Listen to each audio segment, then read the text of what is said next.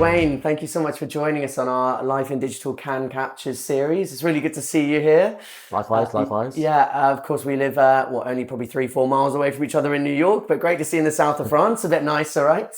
Right, yeah, 100%, yeah. Amazing, cool. Well, of course, yeah. So I'm here with Wayne Blodwell, SVP Programmatic of Assembly. It'd be great, Wayne, if you wouldn't mind starting off telling us a bit about you and a bit about Assembly, if that's okay. Yeah, Assembly is an omni-channel agency with 3,000 people in 24 countries.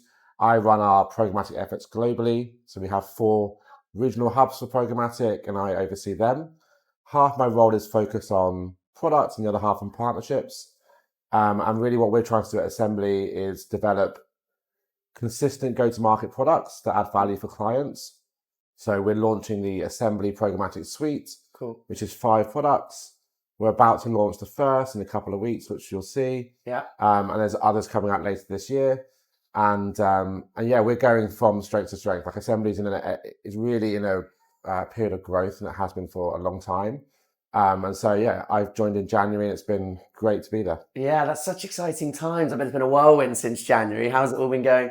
Yeah, it has been. It's because of the global nature of the business. Yeah. And Assembly has grown a lot through acquisition. Yeah. It has a very entrepreneurial feel to it. So Yeah. people often make decisions autonomously, which enables us to do what's right for the client very quickly. Mm-hmm. There aren't tons of layers of bureaucracy that people have to go through. And so we do move quick, and that's like what I find really exciting. Yeah, no, absolutely. And of course, yeah, as Assembly part of the Stagwell group, we're here on the Stagwell Sport Beach at the moment. Thank you for the invitation here. Of course. How is Cannes going for you? Are you able to leave the beach here much? Are you getting out and about? Cannes been awesome, actually. Yeah. It's been good for a couple of reasons. One, it's been a great way to meet the partnerships that we've set up and the partners start of the year, and also look for the rest of the year ahead. And then second, my role's global. Yeah. And Cannes really is the truly global event. Right. And so it's been great to bump into my European peers and chat to them and talk about what they're up to. So yeah, it has been great. And Sport Beach has been amazing. The content has been through the roof. So it's been awesome. Oh, fantastic. That's good to hear. I know I've seen the people talking on the panels are incredible. So Ryan Reynolds was here yesterday and things, right, which is amazing. So, and you've done Cannes, of course, quite a few times before, right? How are you seeing that Cannes sort of evolving or maybe changing? Have you noticed any sort of differences maybe this year? Yeah, I would say people are taking it a bit more seriously. Okay. And so I think Cannes in years gone by was just an opportunity for people to get together, drink too much, party too much, do work chats. Yeah. Now I think people have a bit more of a focus on their calendar and meetings and diaries. And so I feel like Cannes sort of, for me, grown up. Yeah. And for me personally, I've really enjoyed that. The sort of structure of my days have been very consistent. Okay.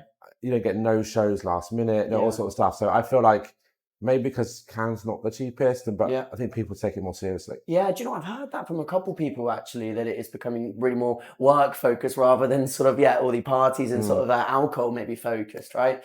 I've even spoken to a couple of people that have been doing morning meetings like in the sea or on runs, right? And really it is very morning and work focused, right? Which is a good thing. Totally. And Sport Beach has had stuff at 7 a.m. every day. So on Tuesday, there was a 5K run with Mo Farah. Wednesday, there was a Peloton HIIT workout on the beach. Wow. And I came past both, and they were packed, full of people. So I definitely think there's still some of the big parties going on, but I think Cannes sort of grown up. And I for me personally, I've been to Cannes 7 times. Wow. This has been the most productive. Great. Well, amazing to hear. By a long way. Yeah. Wow. Okay. Great.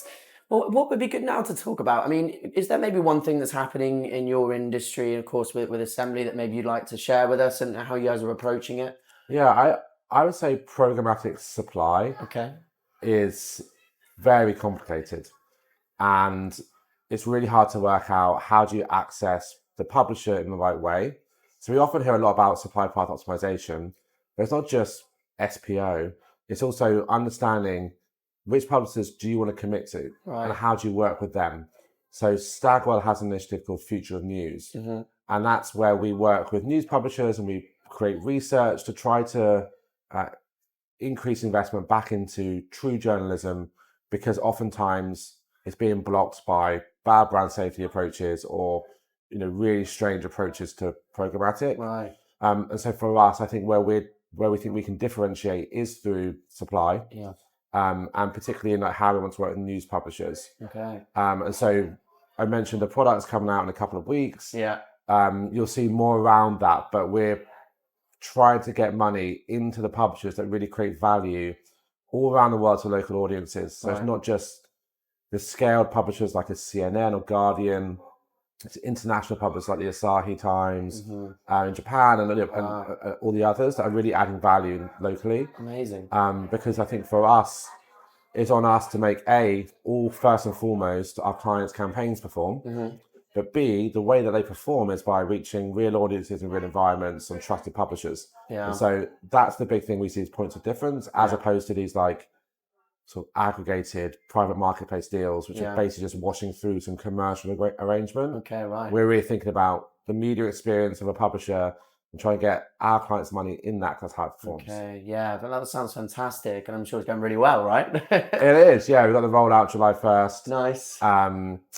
For the first product. Okay, and a lot of what we've done so far this year has been building towards it. So yeah, it's going well. The reception from clients so far who we've sort of shown it to have been super enthused by it. Yeah. And we see it as being like a really big point of difference versus like our competitors. Great. Well, that's exciting. Well, July 1st round the corner, so that's soon, isn't it? Yeah. It'll come round fast. Tell me about it. I bet.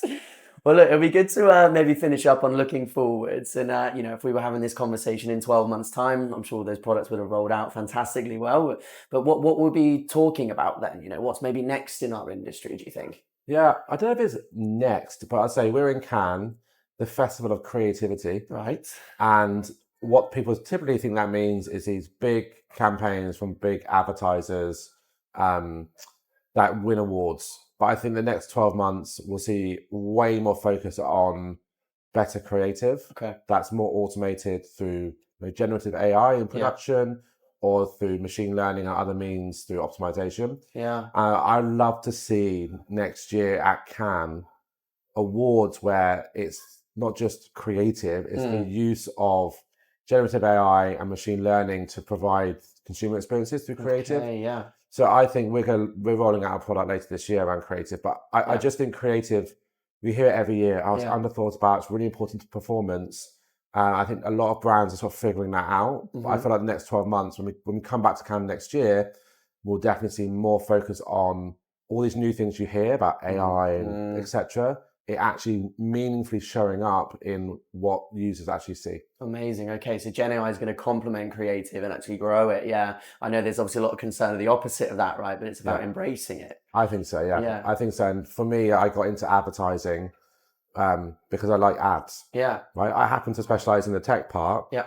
But we just can't forget the importance of what someone sees and how they see it. Yeah.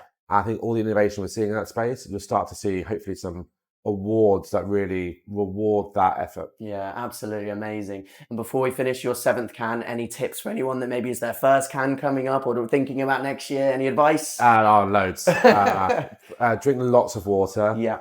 It's a marathon, not a sprint. Right. Really pace yourself, and just book meetings which you know are going to be meaningful. Yeah. Like you'll get opportunities for sort of serendipitous meetings on a croissant. Right. Say hello. But like when you are planning your diary, make sure you have a focus and a real structure. Yeah, great advice. Well, look, Wayne, so lovely to see you as always. All right, thank you for everything.